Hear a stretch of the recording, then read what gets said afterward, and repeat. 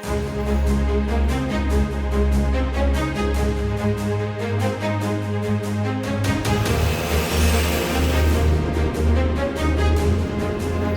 are at Dr. B.R. Ambedkar Airstrip in Meerut.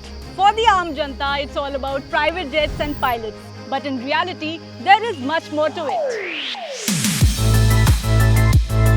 मैंने अपना career शुरू किया था एक छोटे जहाज से। वो 18 सीटर जहाज था। छोटे छोटे एयरपोर्ट्स पे हम लैंड करते थे। नॉर्थ ईस्ट में मैंने बहुत समय बिताया है। जब एयरलाइन में आया सबसे पहले तो बड़ा जहाज मिला, तो मेरी जर्नी 18 से 180 तक गई। उसके बाद में मैं ट्रेनर बना। ट्रेनर बनते ही मैं नए पायलट्स को सिखाने लगा। Hello sir. हेलो हरीम, कैसे हैं आप? बहुत बढ़िया। मेरठ हवाई पट्टी में आपका स्वागत है। हाँ, मुस्कुराइए, आप मेरठ में हैं। ये तो लखनऊ का है, वैसे हम लखनऊ से हैं। So anyway, I'm really excited for this. तो शुरू करते हैं। Sure. हम लोग अभी जहाँ पर हैं ये एक नॉर्मल एयरपोर्ट नहीं है, like it's not a regular airport. Tell us something about this. Airport को अप्रूवल जो देता है सबसे ज़्यादा इंपॉर्टेंट एजेंसी जो है वो है Directorate General of Civil Aviation DGCA, जो कि एयरपोर्ट के ऊपर मोहर लगाता है। सबसे पहले आपको एयर स्ट्रिप मिलती है। Air strip is just an asphalt layer होती है, उसके ऊपर आपकी मार्किंग्स करी जाती हैं एंड वो एक एयर स्ट्रिप कहलाती है। हिंदी में हवाई पट्टी जिसको हम कहते हैं। तो आज आप मेरठ की हवाई पट्टी पे हैं। इस मेरठ हवाई पट्टी की जो डायरेक्शन है वो है 11 एंड 29। एक 110 डिग्री हो गया, उसका ऑपोजिट 180 डिग्री जो हुआ वो 290 डिग्री हो गया। तो एक एयर स्ट्रिप को आप दो तरीके से यूज़ कर सकते हैं। एक साइड से कभी लैंडिंग होती है, एक साइड से कभी टेक ऑफ होता है। इट इज़ नॉट जस्ट कि आप आए, अपनी टैक्सी से उतरे, टर्मिनल पे गए, जहाज से बैठे और जहाज उड़ गया, ऐसा नहीं है। यही दिखता है, हमें तो यही दिखता है। हम आज पर्दे के पीछे की बात आपको बता रहे हैं। हैं। देखिए, सबसे इंपॉर्टेंट चीज़ जो मैं आपको दिखाना चाहता हूँ, आई विल रिक्वेस्ट दैट आप अपने व्यूअर्स को ये विंड सॉक दिखाएं। ये आपको हवा का रुख बताता है। ठीक है। एग्जैक्टली कि भाई किस तरह की हवा जा रही है। ये विंड सॉक पायलट को ये बताता है कि हवा किस तरह की है। दैट मीन्स किस जगह का रनवे आज यूजेबल है। 11 यूज पे है कि 29 यूज पे है। वहां से सारा कारवां शुरू होता है कि आपकी क्या स्पीड होगी, कौन सा एयरक्राफ्ट में कितना वेट रहेगा, कितने पैसेंजर रहेंगे, कितने उनके बैग्स हैं, कितना उसमें फ्यूल आएगा। So this is how the whole process starts. तो थोड़ी देर पहले हम लोग रनवे की कुछ बातें कर रहे थे। अब हम जानना चाहेंगे कि ये जो रनवे का एरिया है ये कैसे डिसाइड होता है। ये जो मेरठ की एयर स्ट्रिप है ये एयरपोर्ट अथॉरिटी ऑफ इंडिया ने बनाई है।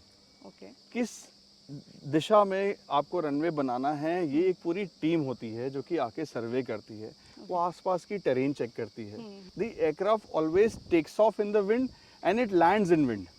तो जहाँ से हवा आएगी वहीं से जहाज टेक ऑफ करेगा और उसी में लैंड करेगा। ये भी एक टेक्निकल टीम एनालिसिस करती है कि किस रुख पे आपको रनवे बनाना है। अब जब वो इसको पास कर देते हैं, दैट इज द टाइम जब इस पे लेयरिंग होती है। जैसे मैंने कहा कि एसफल्ट की लेयरिंग होती है, इस पे बनाने में बहुत मेहनत लगती है। मार्किंग्स इतनी इंपॉर्टेंट है, जब आप ऊपर होते हैं हवा में आपको मार्किंग्स देख के पता लग जाता है कि ये रनवे कितना लंबे है, इसमें क्या क्या मार्किंग्स है। क्योंकि अनकंट्रोल्ड है, यहाँ पर नाइट लैंडिंग नहीं हो सकती।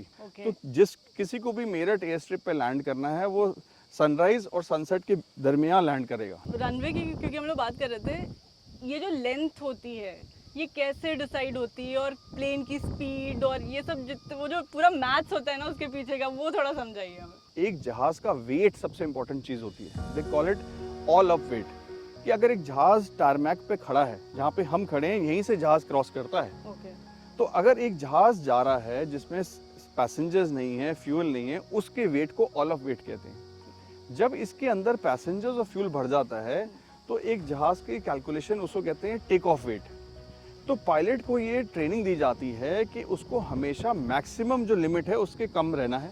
तो दैट मीन्स आपके मैक्सिमम टेक ऑफ वेट से आप कम रहते हैं।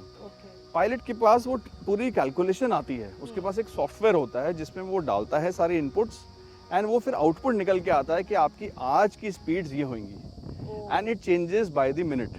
यहाँ पर कौन से ऐसे लोग हैं जिन्होंने फ्लाई किया है, लाइक जहाँ तक मेरी नॉलेज के हिसाब से यहाँ पे फिल्म स्टार्स, पॉलिटिशियन, ब्यूरोक्रेट्स, बड़े बड़े हस्तियाँ, बड़े बड़े नेता अभिनेता यहाँ पे लैंड करते हैं, यूज़ करते हैं, फ्लाई करते हैं। दिल्ली के पास एक बहुत बड़ा मेंटेनेंस हब है जहाँ पे वो अपने जहाज़ों की चेक कराते हैं कि जो जहाज़ की मेंटेनेंस है वो कैसे हो रही है। So they go with the best because लोगों की जान इन्वॉल्व है। किसी एक बहुत सीनियर पायलट ने, मैं उनका नाम नहीं लेना चाहूँगा, उन्होंने मुझे एक चीज़ सिखाई थी कि captain Prashant, there is no sorry in aviation. Micro second में आपको डिसीजन लेने होते हैं, जो आपकी हैंड आई कोऑर्डिनेशन बहुत तेज़ होनी होती है। See in an aircraft there are more than 20 systems. You will have electrical, you will have pneumatics, you will have hydraulics, you will have flight controls. The list goes on and on. So you know, accident होते हैं, it is an unfortunate part of aviation. But कहते हैं कि जो accident होने के बाद जो उसकी इन्वेस्टिगेशन रिपोर्ट होती है, जो हम SOP जिसको कहते हैं, स्टैंडर्ड ऑपरेटिंग प्रोसीजर्स, वो किसी क्रैश के बाद ही बनते हैं। किसी ने अपनी जान गंवाई है तभी वो SOP बनी है। जैसे SOPs are made in blood. उसकी गलतियों से सीख के आप दोबारा से गलती ना करें, that is why they say follow your SOPs। Okay, so अभी हम लोग रनवे पे हैं। I want to ask you, you have been such an experienced pilot, आपका कोई ऐसा एक्सपीरियंस रहा है when it has been really difficult to land या फिर take off? As a trainer जब मैं था, मुझे आज याद है, रांची एयरपोर्ट पे हम लैंड कर रहे थे। एक कैप्टन जो कि नए थे वो लैंडिंग कर रहे थे, and as luck would have it, Ranchi का मौसम बदलने लगा, बारिश तेज़ होने लगी। और सडनली मैं देखता हूँ कि जो विंड जो स्क्रीन पे दिखता है वो बहुत ज़्यादा फ्लक्चुएट कर रहा है। तो मेरी एक अंदर से इंस्टिंक्ट थी कि कुछ होने वाला है जहाज़ के साथ। जैसे मैंने कहा, you have to be ahead of the machine. But क्योंकि ट्रेनी था साथ में, उनको इतनी ज़्यादा अवेयरनेस नहीं थी, तो that trainee was just flying normally, and I was just watching that trainee कि अब वो स्टेप लेगा, वो स्टेप लेगा।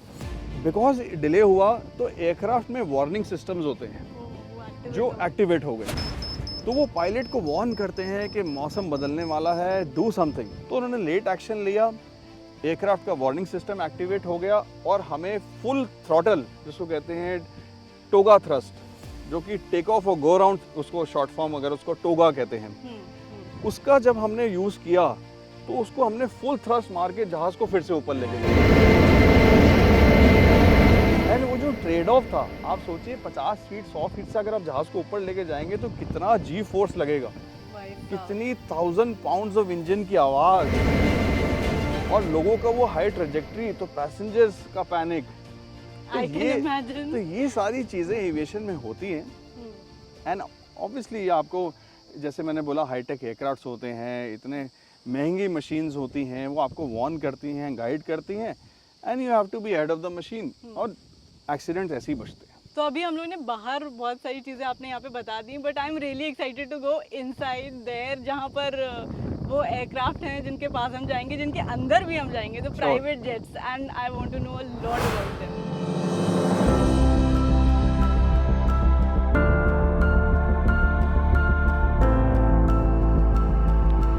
तो अब हम लोग आ गए हैं हैंगर पे, एंड सर विल एक्सप्लेन कि हैंगर एक्चुअली होता क्या है।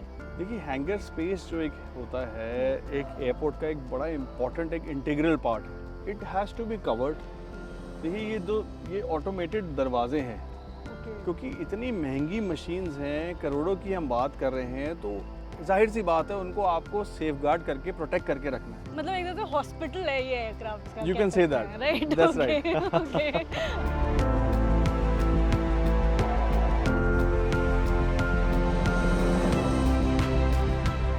एक बेल कंपनी का मैन्युफैक्चर्ड हेलीकॉप्टर है।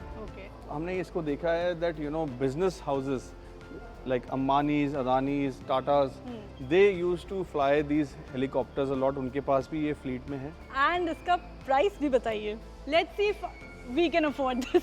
You can say in Indian rupees की अगर मैं बात करूं तो 50 करोड़ से स्टार्ट होती है। Not me, okay. You never know. देखिए, नॉट येट, ओके। आइए यहाँ से इसको देखते हैं। जैसे मैंने कहा, देखिए इसकी ब्लेड्स नहीं है, अभी इसकी ब्लेड्स पे काम चल रहा है। इनका साइज देखिए आप, ये चीज़ पूरी जहाज हेलीकॉप्टर के ऊपर के हिस्से में लगेगी। I like the color also, black and That's right. red. अच्छा, इसमें भी एयरक्राफ्ट का जो पेंट होता है वो अलग किस्म का होता है। Paint has to be fire resistant. यहाँ पे डेंजर क्यों लिखा हुआ है? देखिए, डेंजर इसलिए लिखा हुआ है क्योंकि ये मल्टी इंजन है, इसका ये पंखड़ी भी घूमती है। जब आप खड़े हैं यहाँ पे कि आप इसको ये इतनी फास्ट मूव कर रहा होता है कि आपको बाय द आई साइड नजर ही नहीं आता कि वो चल रहा है। देखिए मुझे वो मूवी याद आ रही है एनिमल। राइट। तो मैं आपको उसी जहाज पे लेके चल रहा हूँ जो कि उस मूवी में दिखाया है, यूज हुआ है। Let's go to this King Air aircraft. Okay. It's again US make Beechcraft, इसकी कंपनी है और ये C90 मॉडल है। 2 इंजन लगे हुए हैं आगे से। Oh yes. तो मैं इसका क्विकली आपको एक वॉक अराउंड देता हूँ। ये नोज पार्ट हो गया। ठीक है। जो मैं वेदर रेडार की आपको बात कर रहा था वो इसके अंदर लगा होता है। अच्छा। वो यहाँ से सिग्नल्स देता है और आपको आगे का मौसम दिखता रहता है। वो बताता है आपको कि कैसा वेदर है, क्या है। ये इसकी लैंडिंग लाइट्स हैं।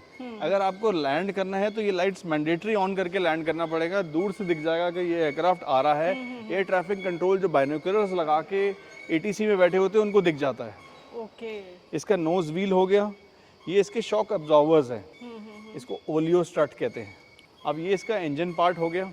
सो the engineers are very important, they are the backbone. वो एयरक्राफ्ट को सर्टिफाई करते हैं। पायलट्स उसको एक्सेप्ट करते हैं कि मैं एक सर्टिफाइड, एक करेक्ट मशीन एक्सेप्ट कर रहा हूँ। That is the time when the take off takes place. Okay. ये इसका विंग एरिया हो गया। What is this? That is exhaust. Okay. ये इसका एग्जॉस्ट हो गया। ये इसका विंग पार्ट हो गया। ये पूरा विंग है। देखिए सबसे इम्पोर्टेंट पार्ट ये विंग की कि it has to be strong and wing के अंदर ही फ्यूल होता है। सो जो आप ये विंग देख रहे हैं, के ऐसा लगता है कि ये तो कुछ पतला सा कुछ होगा, इसके अंदर इतना सारा फ्यूल होता है। इसके अंदर सारा फ्यूल होता है। लाइक इस एयरक्राफ्ट में कितना फ्यूल यूज होता होगा? देखिए इसकी रेंज होती है रफली अराउंड 5 से 6 घंटे।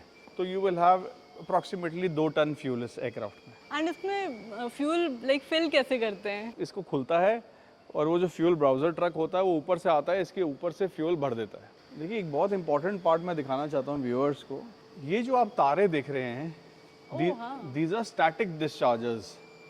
अगर किसी कारणवश जहाज बादलों में घुस जाता है तो बादलों में पॉजिटिव और नेगेटिव आयन्स होते हैं जो हम बिजली देखते हैं कड़कती हुई। तो अगर जहाज के ऊपर बिजली गिरती है तो इन स्टैटिक डिस्चार्जर्स से बिजली बाहर गिरती है। Super power. सो अगर आपका एयरक्राफ्ट बादलों के अंदर है तो घबराने की बात नहीं होती। स्टैटिक डिस्चार्जर्स होते हैं, वो सारी बिजली बाहर फेंक देते हैं। इतने बड़े से इतना बड़ा काम कर देते हैं ये। That's right. ओके। क्योंकि ये छोटी रनवे स्ट्रिप पे लैंड कर जाता है। ओके। इसके लिए आपको बड़ा रनवे की जरूरत नहीं होती। सो अगर आप किसी अनकंट्रोल्ड एयर स्ट्रिप पे भी अगर लैंड करना चाहें तो इस एयरक्राफ्ट से आप लैंड कर जाते हैं। ओके। तो now we will be going inside. So here we are with Jay Sandeep Saraf. He is the owner of Shaurya Aeronautics. First, tell us something about this company. So Shaurya was initially started by my parents, my mother and my father, both were pilots. And it's a legacy that we've been continuing for the last 22 years. And we are one of the few MROs in the country, one of the only that has a base like Meerut that you have seen, Captain Prashant would have shown you.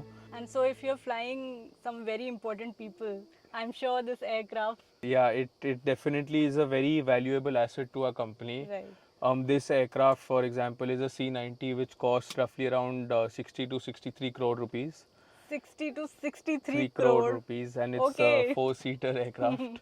So that is how expensive aviation is, and it's not about the cost of the aircraft. It is actually the people traveling, that the time they save is what is valuable to them. For us, it is about making sure that the people sitting in these 4 chairs feel safe. They are happy to travel. Their family members are not worried. अगर हमें यहाँ पर एक date plan करनी हो तो how much will it cost me? In an aircraft like this, it usually goes between 1.4 to 1.5 lakh rupees an hour. Account details, I'll have them sent to you. Well, And you can definitely please feel free to enjoy your date up here then. I'd rather change my mind, okay? Yeah. But do people do that? Like, There are special requests for birthday parties, marriages, for anniversaries, for different shoots, song shoots, election flying. There are different use cases to everyone. So for birthday parties and all, definitely we have larger aircrafts, 10-seater, 12-seater, 16-seater, that people can reach to us and they can definitely enjoy their birthday at 30,000 feet.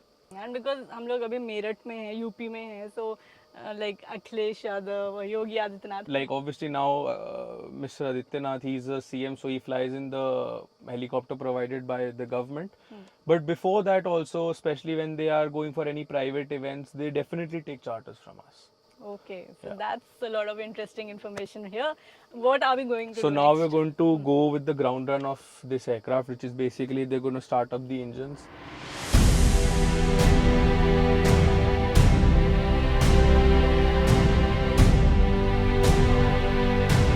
तो परवेज जी, आप यहाँ के one of the most experienced engineers में से हैं, तो अब इसके बारे में हम जानना चाह रहे हैं कि फ्लाइंग से ठीक पहले एक आप लास्ट मिनट चेक्स करते हैं, Yes. तो वो क्या क्या वो चेक्स होते हैं और कितना टाइम एग्जैक्टली लगता है उसे करने में? वो उस चेक को प्री फ्लाइट चेक बोलते हैं. That check can be done by pilot और बाय एएमई बोथ. सो उस चेक में हम एयरक्राफ्ट की जनरल कंडीशन चेक करते हैं, विजुअल इंस्पेक्शन, एयरक्राफ्ट में कोई लीक ना हो, कहीं लाइन ब्लॉकेज ना हो, सिस्टम जो विजुअल हम देख सकते हैं वो वर्किंग हो, तो ये चेक होता है. So where are we now? So this particular room is called as the communication room. The most important part which I wanted to show you is that ये एक ग्राउंड टू एयर के लिए discuss ये चीज़ होती है. Ground to air. जो pilot होता है वो यहाँ पे कॉल करेगा एक फ्रीक्वेंसी पे. यहाँ का जो ऑपरेटर होगा वो बैठा हुआ उनको वेदर बताएगा, उनको और चीज़ें बताएगा, विंड के बारे में बताएगा, कहाँ पे उनकी पार्किंग है उसके बारे में जिक्र करेगा. तो यहाँ पे बैठा बैठा ट्रांसमिट होएगा. So it's a transmit and receive. तो ये दो प्रोसेस रहते हैं पूरे. पायलट कितनी हाइट तक है जब तक ये इस पे बात कर सकते हैं? जनरली आप 10,000 फीट से 20,000 फीट तक की रेंज में आप आराम से बात कर सकते हैं. एक रेडियस होता है, you can speak to somewhere within the radius of 50 to 100 kilometres. तो इसमें आपकी रेंज कैच हो जाती है, आप बात कर सकते हैं. अकॉर्डिंगली आपको कोई अगर टेक्निकल इशू हो रहा है एयरक्राफ्ट में या आपको लैंडिंग के बारे में बात करनी है, वेदर लेना है, अपडेट लेना है, वो आप ले सकते हैं. ओके, तो अभी यहाँ पर एक BA टेस्ट हुआ है, breath analyser test. What is it about? See DGCA का जो सिविल एविएशन रिक्वायरमेंट है, दैट मैंडेट्स एनी स्टाफ का मेरा डेफिनेशन ये था, बी इट पायलट्स, इंजीनियर्स और ground staff, as soon as they report for duty they have to undergo a BA test. इसकी tolerance 0 रखी हुई है इंडिया में, that you should not be under influence of alcohol. तो aviation world के बहुत सारे इंसाइट्स आज पता चले, and now we want to know the legal perspective, because ये भी एक बहुत ही इंपॉर्टेंट पार्ट है. Absolutely. So we have with us aviation lawyer Neha Jain. So Neha, tell me something about this profession. Like, what do aviation lawyers do? So aviation lawyer per se, Kareem, is a very technical field for practice. We do legal matters related to airlines. We do legal matter related to manufacturers, the contracts between the manufacturer and the airlines, and then a very important part is the regulatory compliances. तो कई बार ये जो viral videos होते हैं जिसमें कई बार देखते हैं हम लोग ना कि पैसेंजर अंदर कुछ रकस क्रिएट कर रहे हैं. Yes. उस केस में कैसे डील Yes, करते हैं so आप then लोग? there is a forum, that is a consumer forum, which comes into play. However, at regulatory level also, we have seen passengers filing complaints to the DGCA, that is the Directorate General of Civil Aviation, and those complaints are taken up. But a consumer forum is an appropriate forum wherein the dispute between an airline or a passenger who have been creating a ruckus, or airline has not been able to handle. Sometimes an airline is filing a complaint. All of those things are taken care. So yeah, I think we've covered most of the points, and thank you Neha. You're Thank you for welcome. the- Thank you. हम aviation world को अक्सर जज करते हैं जब कुछ गड़बड़ हो जाता है, when something goes wrong. लेकिन यहाँ एक दिन स्पेंड करने के बाद what stood out for me was not just the aircraft, it was the people, the engineers, the pilots, the regulators, and इनके साथ वो thousands of invisible checks that happen before the plane leaves the ground.